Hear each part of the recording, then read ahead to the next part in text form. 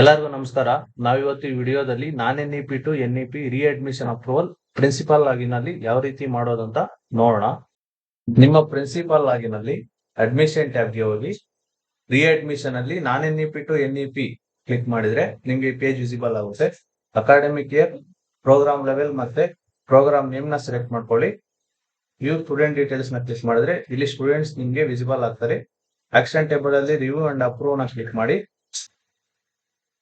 So ನಿಮ್ಗೆ ಇಲ್ಲಿ student application visible ಆಗುತ್ತೆ.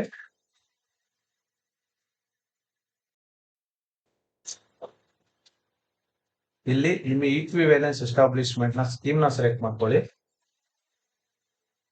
ಮತ್ತೆ ನಿಮ್ಮ ಈಕ್ವಿವೆಲೆನ್ಸ್ ಪೇಪರ್ ನ ಸೆಲೆಕ್ಟ್ ಮಾಡಿ. ನಿಮ್ಮ ಟಾರ್ಗೆಟ್ ಕಾಲೇಜು ಅಥವಾ ನಿಮ್ಮ ಟಾರ್ಗೆಟ್ ಯೂನಿವರ್ಸಿಟಿಯ ಈಕ್ವಿವೆಲೆನ್ಸ್ ಪೋಸ್ಟ್ ಪೇಪರ್ ನ ಸೆಲೆಕ್ಟ್ ಮಾಡಿ.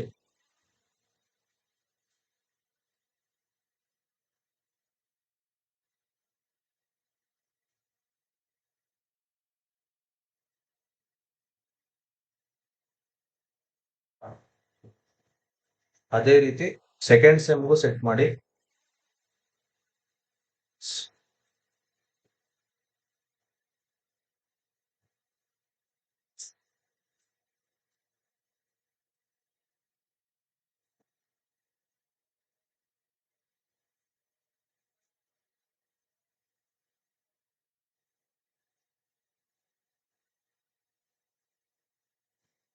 ಈಗ ಈಕ್ವಿವೆಲೆನ್ಸ್ ಕೋರ್ಸ್ ಪೇಪರ್ ನ ಸೆಟ್ ಮಾಡಿದ ನಂತರ